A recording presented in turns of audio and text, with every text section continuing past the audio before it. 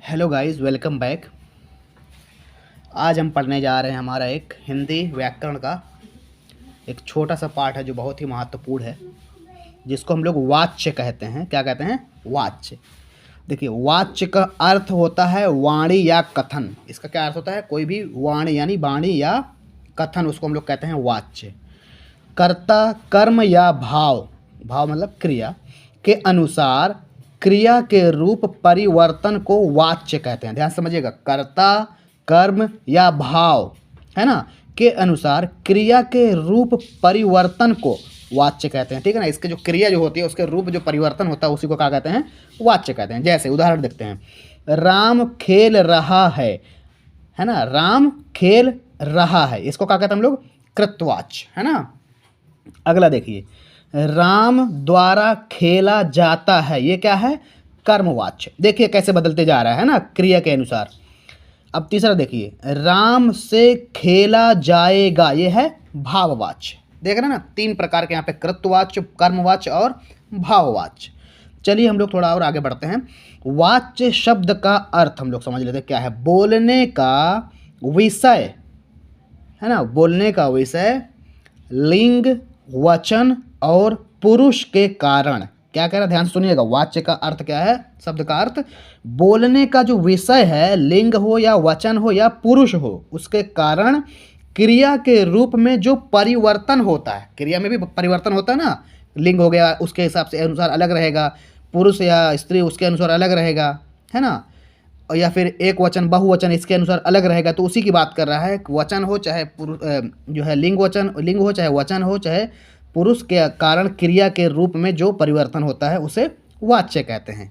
चलिए अब हम आगे बढ़ जाते हैं। वाच्य के भेद या वाच्य के प्रकार को समझ लेते हैं। वाच्य के तीन भेद होते हैं। कितने होते हैं वाच्य के? मुख्यतः वाच्य के तीन भेद होते हैं।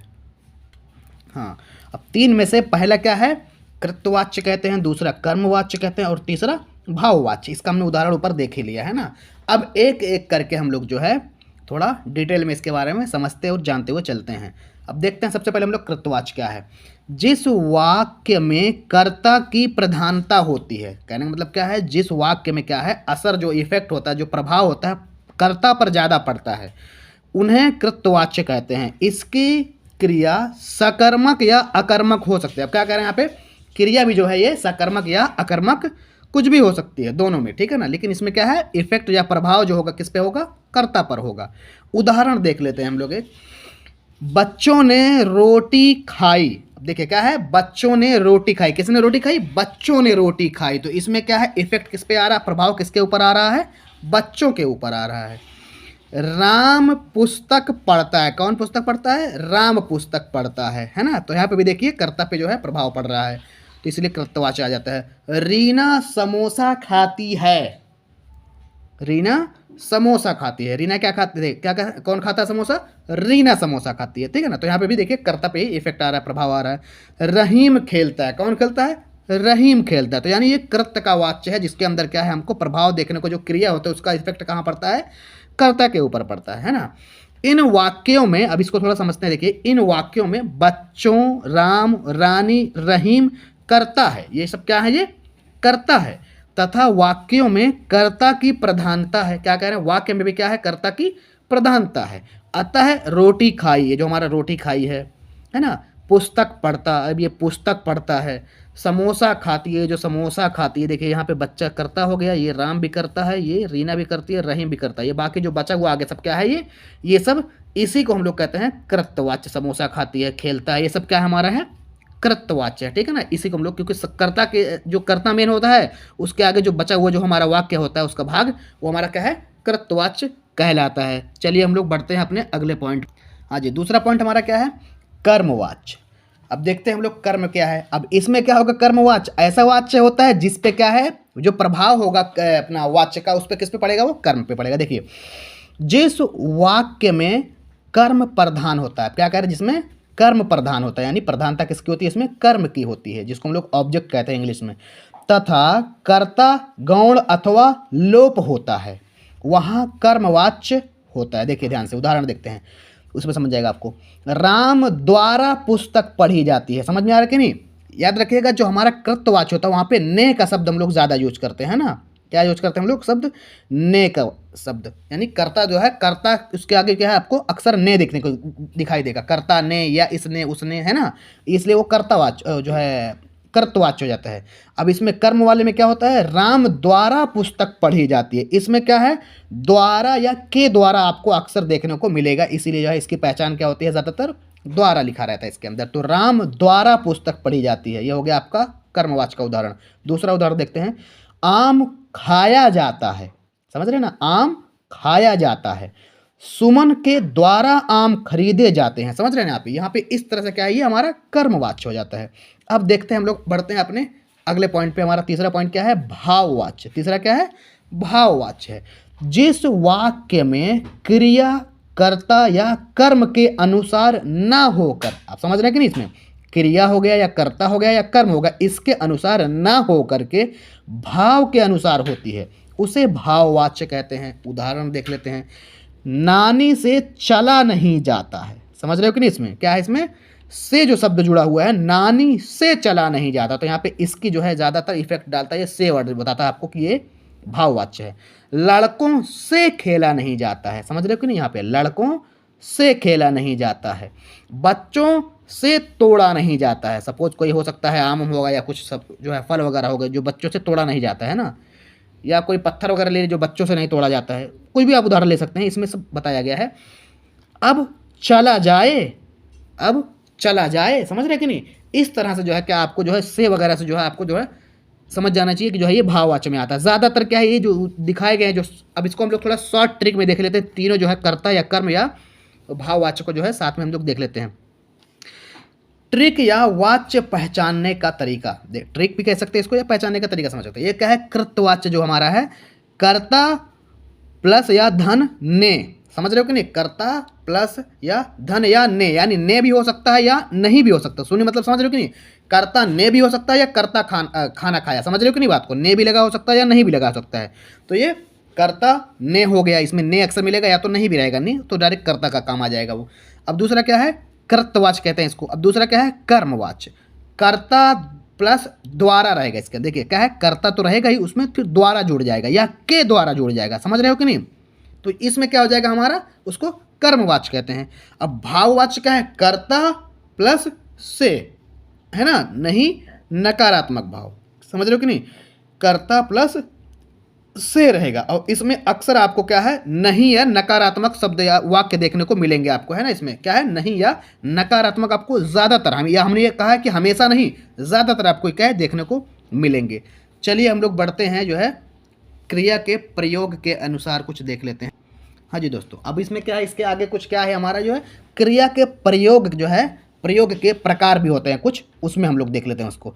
ये भी बहुत समझ लीजिए, वो वाच्य के जो है समझ लीजिए उसके अंदर ही आता है, कुछ बहुत ही महत्वपूर्ण उसी का भाग है, समझ लीजिए एक छोटा सा, ठीक है ना। ये भी क्या है, बहुत ही महत्वपूर्ण, आपको ये छोटी छोटी चीज़ें जानना जरूरी है, क्योंकि जाने रहेंगे आपको तो हो सकता है कभी भी एग्जाम में कहीं भी आ जाए, है ना। और हमको अगर पहले से पता रहेगा तो बस ये है कि बस हमारे नज़र के सामने आएगा, तुरंत हम फटाक से उड़ा देंगे उसको।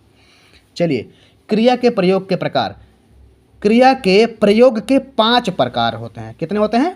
5 प्रकार होते हैं। याद रखिएगा, ये मुख्यतः 5 प्रकार होते हैं। निश्चयार्थ, क्या कहते हैं इसको, निश्चयार्थ। दूसरा क्या है, संदेहार्थ। तीसरा क्या है, संभावनार्थ। चौथा है आशार्थ। पांचवा है संकेतार्थ। ये क्रिया के प्रयोग के अनुसार क्या है, इसके 5 भेद हैं। इसको भी हम लोग समझ लेते हैं, बहुत ही आसान है। अब आसान एक्चुअली है कि इसको बनाया गया आपके लिए, निचोड़ लेके आया गया पूरा, है ना। रिसर्च करके बहुत परफेक्ट डेटा आप लोग के लिए लाएगा, ताकि आपको ज़्यादा ना देखने को लगे, मतलब दिखने में ज़्यादा ना रहे और समझ में आपको पूरा आ जाए। चलिए, सबसे पहले हम लोग देते हैं निश्चयार्थ, जिससे निश्चित सूचना मिले। क्या कह रहे हैं, जिससे निश्चित सूचना मिले। जैसे उदाहरण देख लेते हैं हम लोग, इसी में समझ में आ रहा है कि निश्चयार्थ मतलब जिससे निश्चित सूचना मिलती है। जैसे राम गया, मतलब निश्चय हो गया, राम गया। दूसरा क्या है, रहीम खेल रहा है, ये भी निश्चय हो गया कि रहीम खेल रहा है। करीम पढ़ रहा है, ये भी निश्चय होगा कि पढ़ रहा है। जयशंकर प्रसाद छायावाद के प्रसिद्ध कवि थे, ये भी क्या है, निश्चय ही है ना। जो चीज़ निश्चित है यानी पक्की जो बात है उसको कहना है, वही हमारा क्या है, निश्चयार्थ होता है।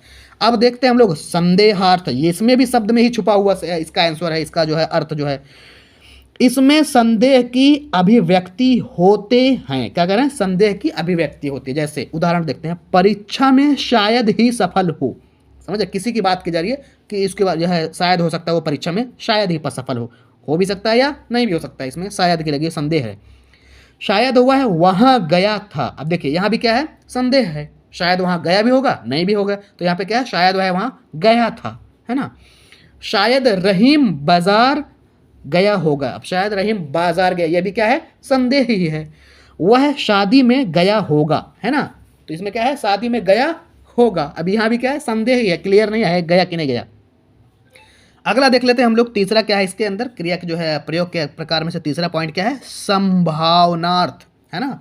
संभावनार्थ। अब इसमें क्या है? इसमें आपको संभावना देखने को मिलेगी, उसके रिलेटेड जो है कुछ यहाँ पे बात की गई। देखिए, इच्छा हो गई, सम्मति हो गई, कर्तव्य हो गया, आशीर्वाद हो गया, अनुमान, संभावना आदि की अभिव्यक्ति के लिए इसका प्रयोग होता है। जैसे क्या समझ रहे ना?